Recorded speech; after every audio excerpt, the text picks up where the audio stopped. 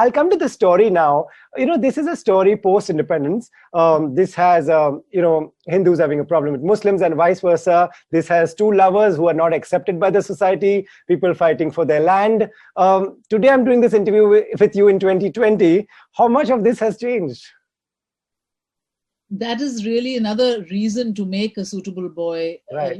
Today, because the seeds of what we see now, which is an extreme version of what is going on, were planted then, post-partition, at the beginning of Free India.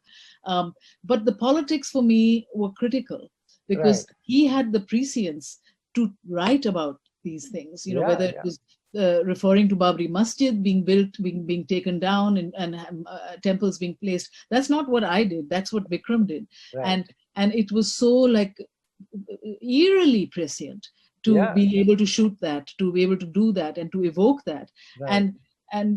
But what for me was very, very important is to show the syncretism, the absolutely interwoven culture that Hindus, Muslims, and India comes from, the plurality that we all breathe and live in, whether it be in our language or our music or our poetry or our culture or our friendships, And it is this syncretism that I see being almost actively, dismantled. But we cannot let that happen. And I think A Suitable Boy is a sort of mirror to the beauty and the pain of where we come from. Right. When A Suitable Boy was written, like a couple of decades after the independence, and now we are really far away from that. Does it surprise you that not much has changed?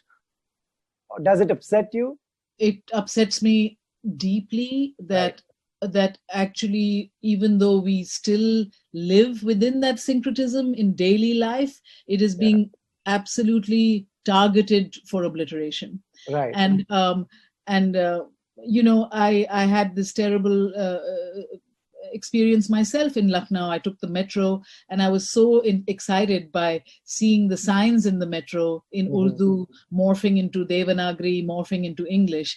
And I thought this is such an extraordinary visual, symbol of the plurality of how we live and this beautiful city of Lucknow in which the cops speak the most extraordinary Urdu, Tashrif laiye and all of this.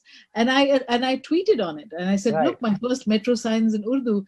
And my God, in 10 minutes, I was trolled, by 400 people saying, oh, Mira Nair loves the invaders, go back to Pakistan. And this is not our India. This is not what I was raised in. This is not what we fought freedom for. This is not that. And this is what it is now.